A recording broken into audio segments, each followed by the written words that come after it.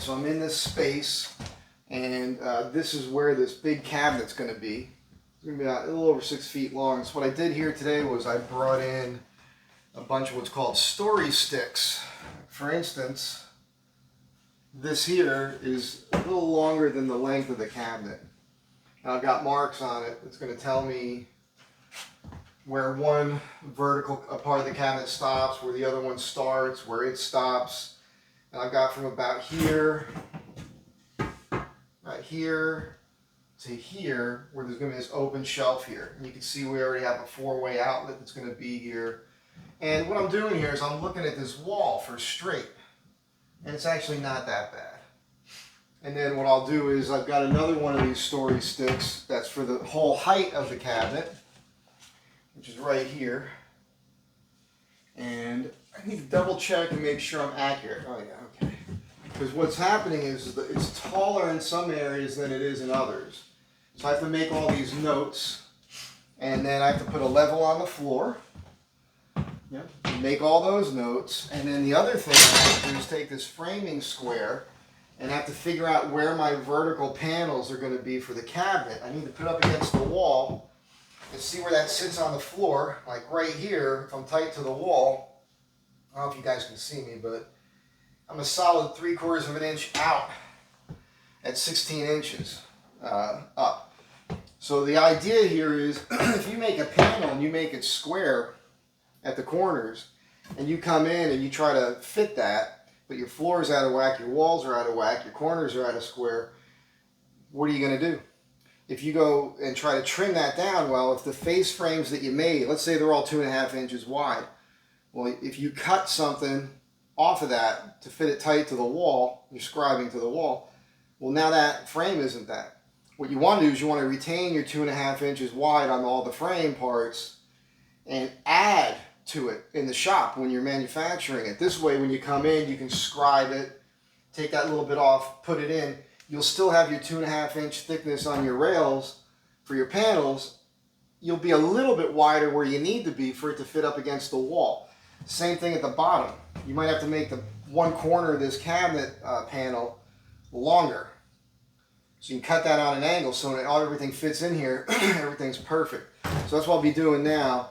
This cabinet here, there's going to be this cabinet here, and then right here, there's another cabinet here. Now what I also did was, I made it so that cabinet's 39 inches wide, so I decided to make the center of that 39 inches wide so that the two top doors I put up there are the same dimensions as the two top doors I do up here. That's going to make my life a little bit easier.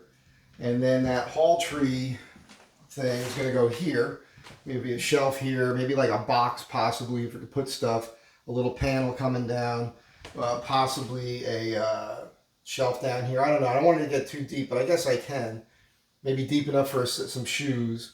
And then there's going to be a board in there with hooks. And then possibly coming off the panel here on the end of this cabinet, maybe there'll be a board here with a shelf on it with hooks as well.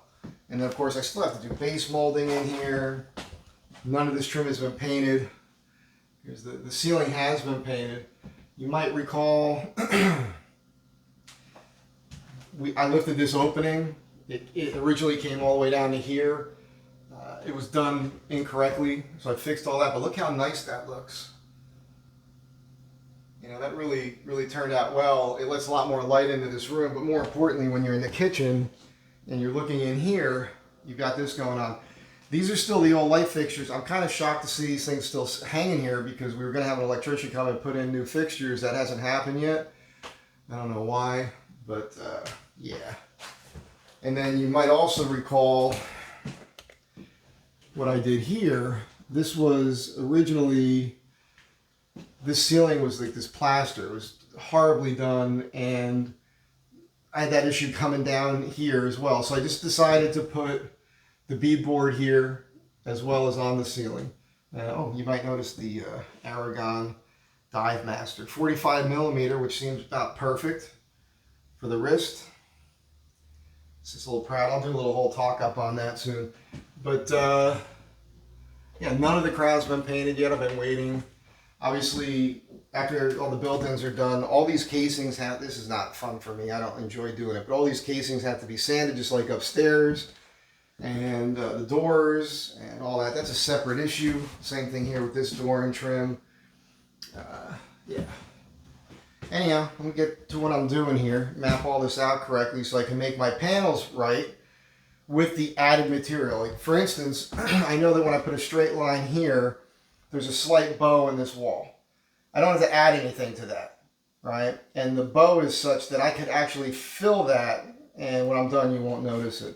So there's little tricks here and there. Then the other thing I'm pretty sure I'm going to do is, I don't think I'm going to put bottoms in this cabinet, or these. I think you'll open the doors and it'll be just like a closet, right? You open the doors and you can see the floor through. We did refinish this floor. It looks pretty decent. I mean, there's old stains on the floor you just can't get rid of. That's just how it is. But yeah, and you can see this room's already taken quite a bit of damage. You can see this wall's getting scratched up. So this may get painted before I install the cabinets as well. I already painted it, but it's a flat, and we talked about it, and I might go with the eggshell like I put upstairs in the office. Something funky I had to do here. Cut that. This is solid wood here. So this is a little trick I did as well. This was all beat up and it was a bad corner bead. And since I had to trim this anyhow, I went ahead and added a 1/2 inch piece of plywood here. I think that's what it was. That might be solid wood that I milled for this. And then added this. So now this is a nice hard corner here. It's wood. Can't screw that up, right? It's always going to look good. It's never going to get dented and cracked and have Bondo pop off of it. Not Bondo, but drywall compound. Same thing here. This section of wall was just beat up because this is a rough corner here coming around this corner. So I went ahead and just added some plywood here and then capped it with this trim. Same, so everything matches. You got the trim coming up here. Everything's perfect. And of course this door is an odd sized door. This is only about, this is less than 6 feet tall, this door. You see the cracks in it. I was going to make a new door, but now I'm thinking I'll probably do what I did upstairs and cut a piece, cut this, fit it, sand this, fill this, make it correct. Same thing at the bottom, add some material.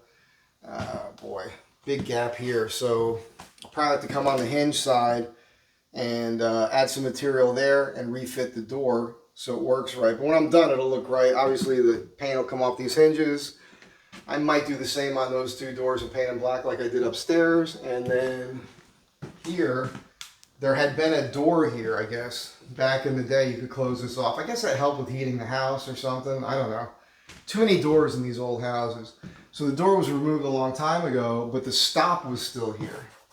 And this is one of the things I like to do is I tell my clients, just pull the stop because it does make the opening an inch wider, but it makes it look cleaner. Of course, it doesn't right now. This all has to get scraped, sanded, filled. I'll make little wood plugs here. And when this is done and painted out, it'll look a lot cleaner. So, and you can see here what they did. Also, you can see handprints on the walls already. The boys, you know. But this is the old molding here. And what they did here was they just put drywall over the plaster right on top of the old molding. I don't know that I'm going to add molding on top of that to try to make it look right. That's just how it is, just in this one part of the room. I'm not stoked about that, but that's just how it is. You know, I mean, I can't do everything. But I probably will add a quarter round down here once it's all said and done. Obviously, I have to replace that. I'll put the cabinet in first and then put the base here. Same thing. The base will help me register the panels. Maybe I'll do it at the same time. But, yeah. All right. It's time to get to work, man. Be good to one another. There's this ripple effect we have, you know. If you're kind, if you're always trying to be the best version of yourself, that turns a little gear in other people that you run into and helps them be the best version of themselves. Before you know it, everything around you in your life is getting better, right? There's something to think about. So, like I always say, be good to one another. I'll catch you guys in the next one.